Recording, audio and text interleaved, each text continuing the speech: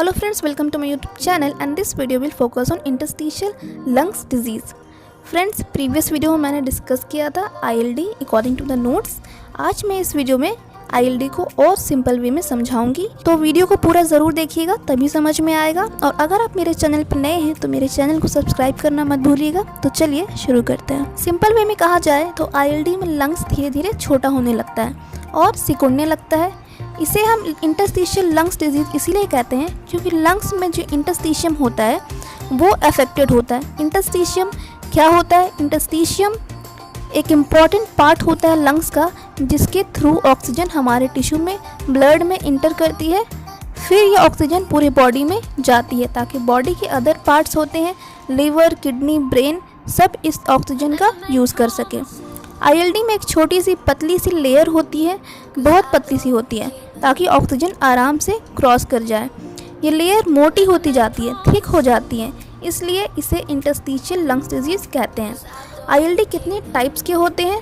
300 से भी ज़्यादा टाइप्स देखने को मिलते हैं। कुछ केसेस में इडियोपैथिक होते हैं जिसका कोई कारण नहीं होता। कुछ केसेस में जो कि कनेक्टिव टिश्यू डिसऑर्डर्स होते हैं जैसे SLE, स्क्लेरोडर्मा, रूमेटॉइड आर्थराइटिस या सार्कोइडोसिस के पेशेंट में भी ILD देखने को मिलती है। और तीसरे वो होते हैं जिसमें कुछ एक्सपोजर की हिस्ट्री होती है, जैसे कुछ लोग बर्ड्स रखते हैं घरों में, काउज रखते हैं, उन्हें चारा देते हैं तो इनमें फंगस ग्रो करता है और इसके एक्सपोजर होने से हाइपर सेंसिटिविटी, न्यूमोनाइटिस होती है। इसके अलावा ड्रग इंड्यूस्ड ILD भी होती है। कुछ मेडिकेशन दवाइयाँ लेने से भी ILD डिजीज़ होती हैं और कुछ ऑक्यूपेशनल ILDs होती हैं जैसे एस्बेस्टोसिस, सिलिकोसिस। जो लोग सीमेंट की फैक्ट्री में काम करते हैं, कोयले की खदान में काम करते हों, उनको ILDs हो सकती हैं। ILD के ज़्यादातर लोगों में सूखी खांसी रहती है और चलते समय सांस फूलता है। अगर उन्हें ILD कनेक्टिव टिश्यू डिसऑर्डर की वजह से हुई है जैसे rheumatoid arthritis, SLE, systemic lupus erythematosus, scleroderma, तो उनको डिजीज़ स्पेसिफिक सिम्टम्स होते हैं। इन बीमारियों में जो ऑर्गन अफेक्टेड होता है, जैसे आइज़ में दिक्कत होती है, स्किन प्रॉब्लम है तो रैशेज़ हो जाएंगे, स्किन थिक होने लगेगी, जॉइंट्स में दर्द होगा, मुंह में छाले होने लगेंगे, हेयर फॉल होगा, तो ये डिजीज़ स्पेसिफिक सिम्टम्स हैं। पर इंटरस्टिशियल लंग्स डिजीज़ में जो मेन दिक्कत रहती है वो है सूखी खांसी और चलते समय सांस फूलना। आखिर ILD को डायग्नोसिस कैसे करें? किसी भी बीमारी में डायग्नोसिस के लिए 3 चीज़ें बहुत ज़रूरी होती हैं। फर्स्ट है हिस्ट्री ज़रूरी होती है पेशेंट की, उनको कितने टाइम से दिक्कत है। उसके बाद पेशेंट का एग्जामिनेशन बहुत ज़रूरी है।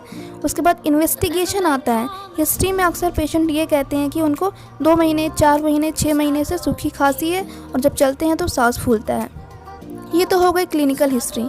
उसके बाद उनको अगर कनेक्टिव टिश्यू प्रॉब्लम साथ में है तो उनको जोड़ों में दर्द, स्किन प्रॉब्लम, आइज़ में प्रॉब्लम होती है, रैशेज़, मुंह में छाले हो जाते हैं, ये सारी दिक्कत रहती है।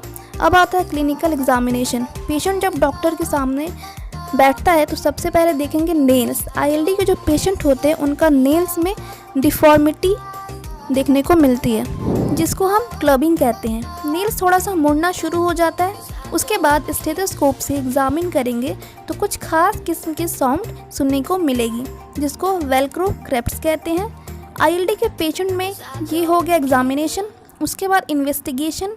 ILD में डॉक्टर्स आपको बहुत सारे टेस्ट एडवाइस कर सकते हैं, जैसे कुछ ब्लड टेस्ट एडवाइस करेंगे कनेक्टिव टिश्यू डिसऑर्डर के लिए, arterial blood test, common blood test, pulmonary function test.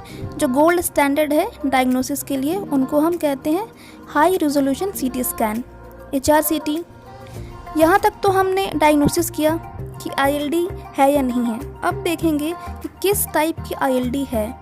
80% cases में ये सारे ब्लड टेस्ट हैं, पल्मोनरी फंक्शन टेस्ट, HRCT से पता चल जाता है, बट कुछ केसेस में ये पता लगाना मुश्किल हो जाता है कि कौन से टाइप्स की ILD है। इसलिए डॉक्टर्स लंग्स बायोप्सी, ब्रोंकोस्कोपी के थ्रू भी चेक करते हैं। लंग्स में एक छोटी सी पाइप डाली जाती है या सर्जिकल लंग्स बायोप्सी भी कराई जा सकती है, ये पता लगाने के लिए कि पेशेंट को कौन से टाइप्स की ILD है। अब ILD का ट्रीटमेंट क्या है? ILD का ट्रीटमेंट में फार्माकोथेरेपी है जिसमें ड्रग्स या दवाइयाँ दी जाती हैं। ये लाइफ स्टाइल चेंजेस होती हैं, जैसे कि अगर आप स्मोकिंग या ड्रिंक करते हो तो सबसे पहले उसे बंद करिए। ग्रीन वेजिटेबल्स को डाइट में ऐड करिए। रेगुलर एक्सरसाइज या किसी भी तरीके की फिजिकल एक्टिविटी बहुत ही ज़रूरी है।